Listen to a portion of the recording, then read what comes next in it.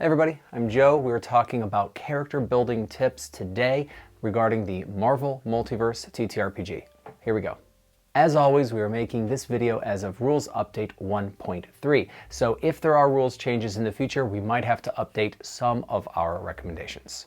I wanted to start a new series today talking about character building recommendations, things that should help out you when you are building your character for the Marvel Multiverse TTRPG. There's a lot of stuff in this game and you probably have some very strong concepts about how you want to make your character do the things you want to do in this game. And as you build your character and level them up through the ranks, I want to give a little bit of ideas and guidance to make sure your character performs at the table in the way that you want.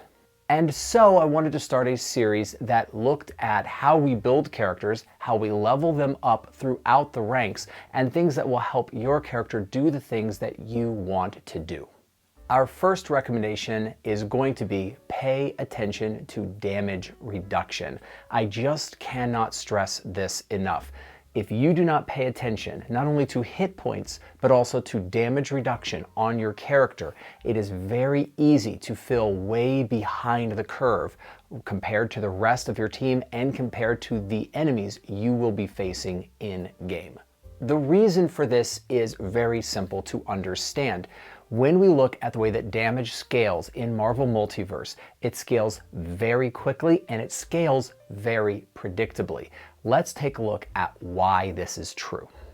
In TTRPGs, we are accustomed to damage scaling arithmetically, one thing being added to something else. So for instance, if you're accustomed to other fantasy TTRPGs, you might have an ability that at one spell level does 8d6 damage, and for every spell level that is added on to that, you add an additional 2d6 worth of damage. In other words, the damage scales arithmetically, and as a result, it might scale completely in line with the hit points that you gain as your character levels up.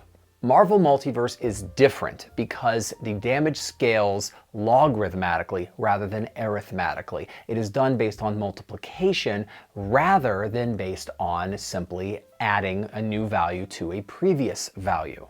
Let's take a look at how this works in practice. So the average die roll from your Marvel die is of course going to be 3.5, and this means that if we take it and simply multiplied it against the rank of the character doing the damage, then with a rank 1 character it would do 3.5 points of damage, at rank 2 it would be 7, at rank 3 it would be 10.5, at rank 4 it would be 14, at rank 5 it'd be 17.1, and at rank 6 it would be 21 points of damage. But of course, that's not the way this ends up being played in game.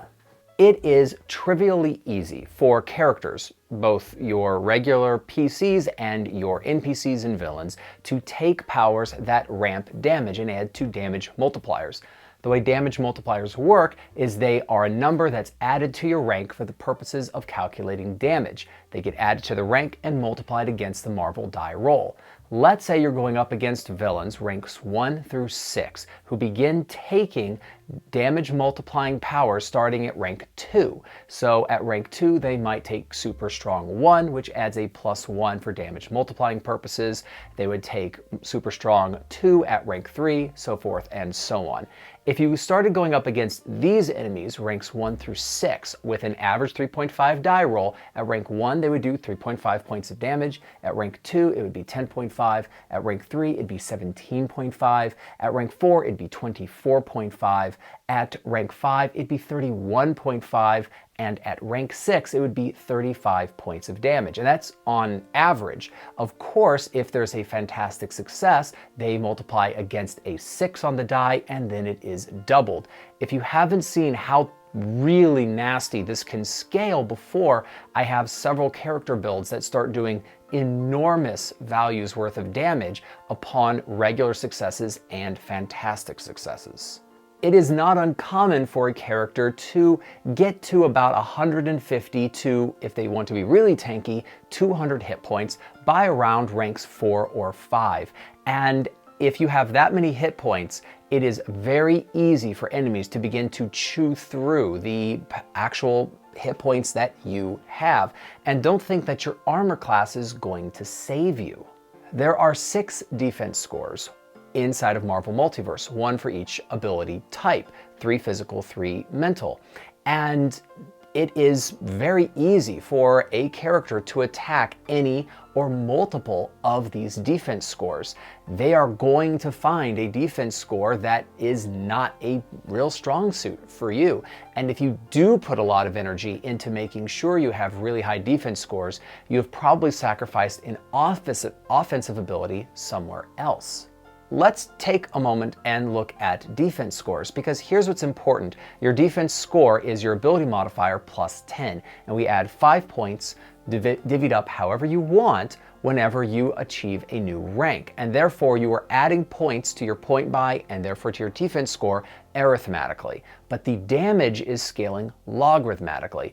As a result, you are going to be taking a bigger percentage hit when you do get hit, and you're going to have defense scores that are going to be notably lower than others. That's the nature of the game. And so a character that does not invest in resilience is going to get knocked down relatively easily at mid-game, and a character that has not invested in damage reduction is going to seriously suffer from very, very hard hits. Starting at mid-game, it doesn't even have to get that high. Now, fortunately, there's lots of ways to invest in damage reduction. The shield powers are amazing. The armor powers are amazing. And each of these reduces damage that is incoming. And it allows for your additional hit points from purchasing into resilience to actually allow you to stand up in a fight for longer periods of time rather than shorter periods of time during an average combat. All of that is to say that hit points are great. You want to invest in resilience in order to make sure that you have a reasonable amount of hit points. All of that's wonderful. However, you really want to make sure you're also investing in damage reduction, because it's damage reduction at the end of the day that really saves your character's life. Not defense scores, not as much hit points, it's damage reduction. And the thing about damage reduction is you can't take one power and you're done. It is always something that is additive over time. Please remember, by the way, that damage reduction does not stack. You can't have 2 different sources of damage reduction. So pick one and run with it. You have, for your major types of damage reduction, you have 4 powers that you can take. The shield powers, the armor powers, etc. And these usually have 4 different levels that you can get to. Take 1 per level for 4 ranks, and you're going to seriously add to your survivability. I am very well aware that it's just not as much fun to invest your few and precious resources, your powers that you get to take, into things that are damage reduction. And I also know that it's a bummer that the best damage reduction are things inside of power sets, meaning you need to purchase into a new power set to take them, and you might not need anything else inside of that power set. Trust me, I get it. But at the end of the day, I have seen players go down way earlier than they expected to in a fight because they did not invest in damage reduction, but it's relatively easy for enemies to invest in damage multipliers. Damage multipliers are available for every different type of attack that a character can make. And there's also the issue of attack stance, which I've spoken about previously on this channel. Attack stance replaces damage multipliers and simply doubles your rank for the purposes of doing damage. Now, different narrators rule attack stance can be used in different ways, so that's important to understand. But it is easier to invest in damage multipliers than damage reduction, and as a result, you need to pay attention to damage reduction on your character. You will definitely thank me that you have better survivability. All right, so this has been our video today on the first tip on character building for Marvel Multiverse. I hope it's helpful. As always, YouTube's literally made out of buttons. I hope you press some of them, and I'll see you next time. All right, bye.